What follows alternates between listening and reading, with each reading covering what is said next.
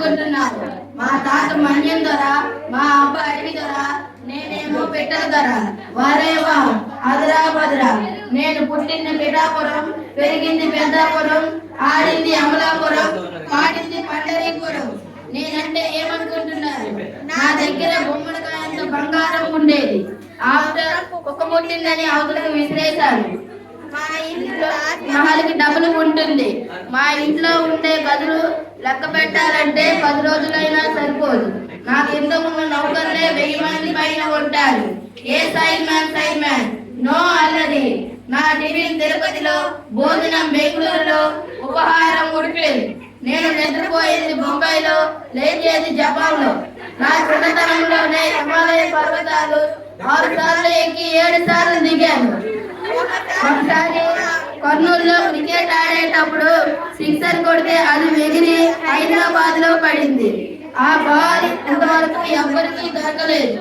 ఏ side man no అల్లరి. ఎవరిక్కడ? నాకు క్షణం కూడా తీరుకలేదు.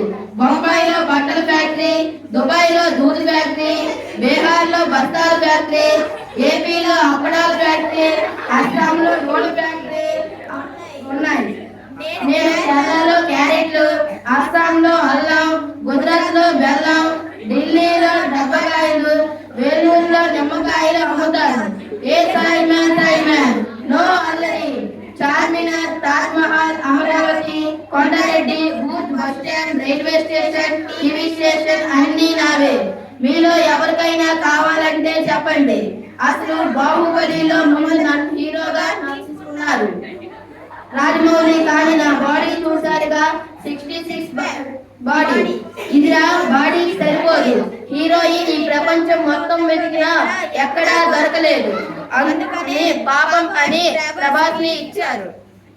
ఆంధ్రప్రదేశ్ లో చంద్రబాబు నాయుడికి, తెలంగాణలో రేవంత్ రెడ్డికి ముఖ్యమంత్రి పదవి ఇచ్చింది నేనే. అసలు ఢిల్లీ పీఠం మీద మోడీని కూర్చోబెట్టింది నేనే. నో అల్లరి. ఎవరెక్కడ?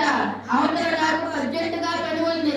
చేయొద్దు ఎవరు తిరిగి జయకొట్టి మళ్ళీ వస్తా ఇంకోసారి. అప్పుడు తెచ్చేస్తా మీకు ఒక పానీపూరి.